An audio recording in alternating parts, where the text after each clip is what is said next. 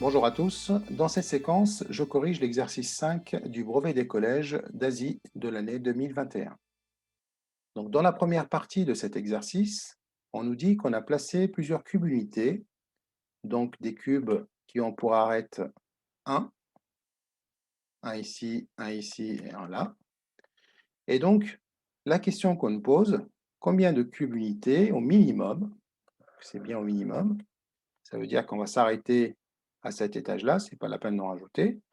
Combien de cubes unités au minimum manque-t-il pour compléter ce solide pour avoir un pavé droit?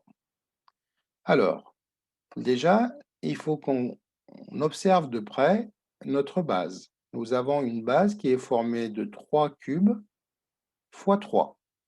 Donc, nous avons 3 cubes en largeur, 3 cubes en profondeur, si vous voulez.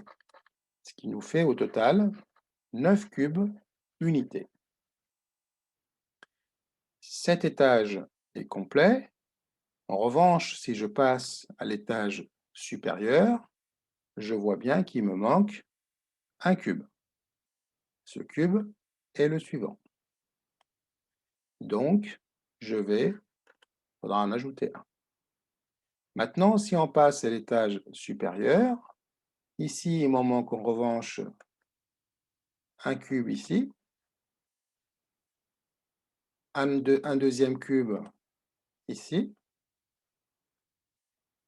J'essaie d'être le plus réaliste possible. Et un troisième cube devant. Donc, 1, 2, 3. Donc, il faudra ajouter, compléter avec 3 autres cubes pour que l'étage soit complet.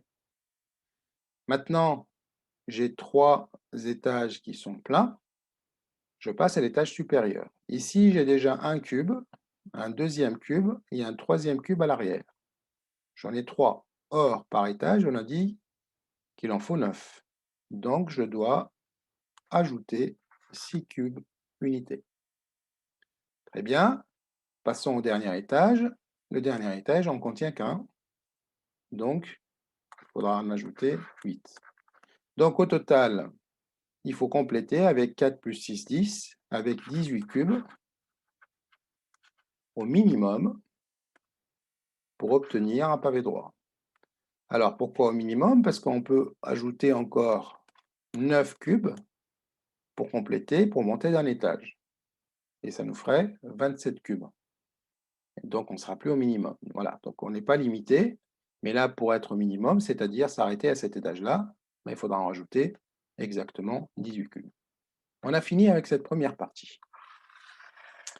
Pour la deuxième partie, un jeu en 3 dimensions, en 3D, contient les 7 pièces représentées ci-dessous. Donc, nous avons 7 pièces. La première pièce contient 3 cubes, la deuxième 4 cubes, etc. Et chaque pièce est constituée de cubes identiques d'arête 1 décimètre. Tout à l'heure, on parlait d'une unité. Alors, cette unité de longueur, maintenant, c'est un décimètre.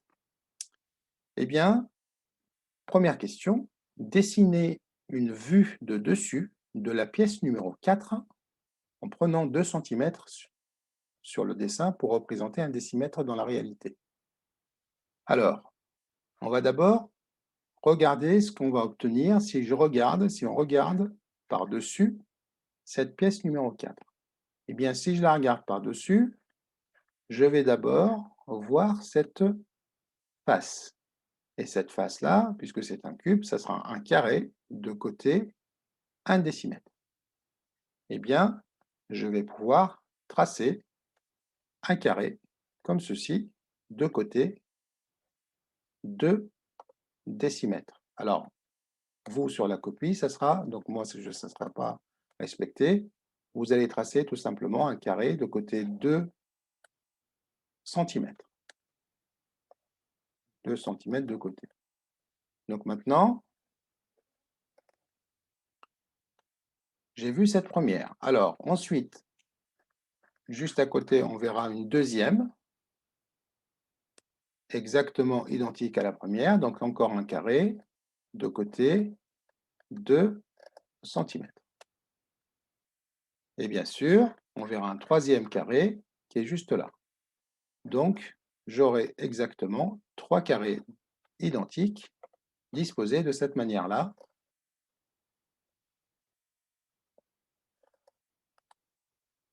Donc, vous devez respecter, bien sûr, les 2 cm et les angles droits. Donc, voilà ce que je vois si j'observe la pièce numéro 4 de dessus. Ça s'appelle une vue de dessus de la pièce numéro 4.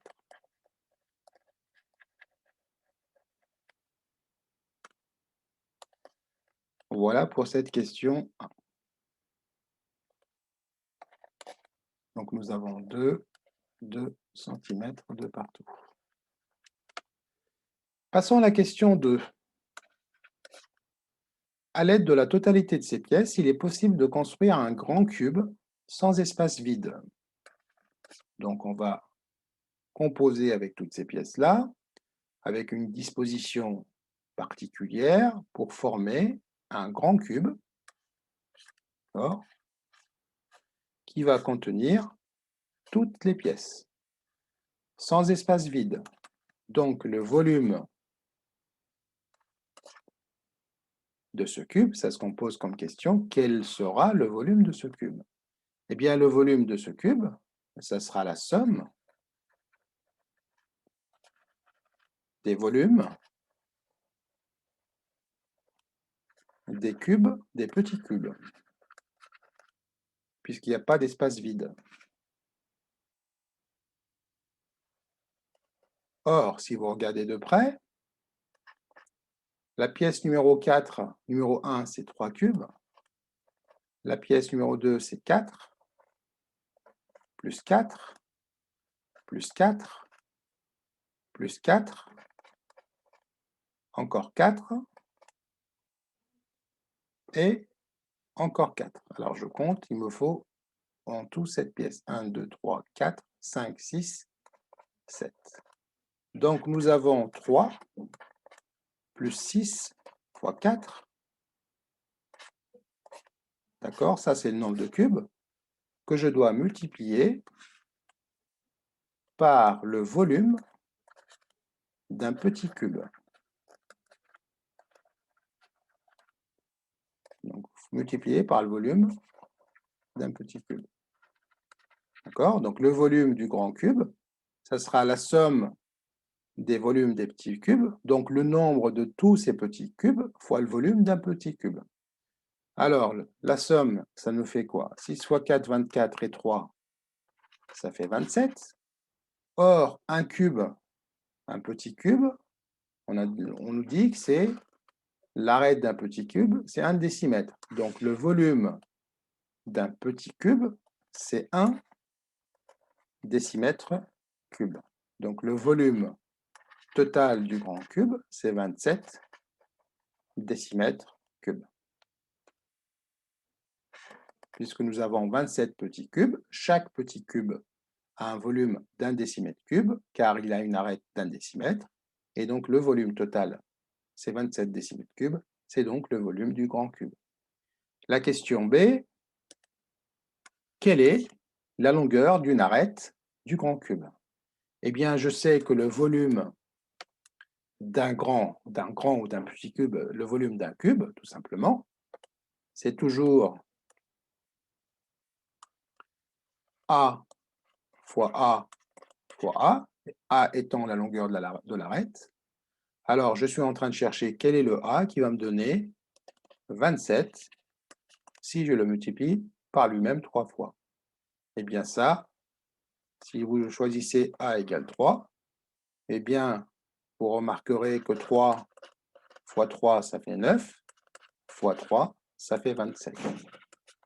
Donc, l'arête du grand cube, c'est tout simplement A égale 3 décimètres. Et d'ailleurs, si on regarde la première partie, c'est-à-dire la partie 1, la première partie où on a complété le solide pour obtenir un pavé droit, nous avions une base de 3 fois 3. Eh bien, ce n'était pas un cube, puisque j'ai fait un étage 1, 2, 3, 4, 5. Eh bien là, ce n'est pas un cube, c'est un pavé droit. Eh bien, notre cube, nous, il s'arrête au 3e étage. C'était le 3 fois 3 fois 3 qui est ici. Voilà. Donc, notre séquence s'arrête ainsi. Merci d'avoir suivi la correction et à très bientôt. Au revoir.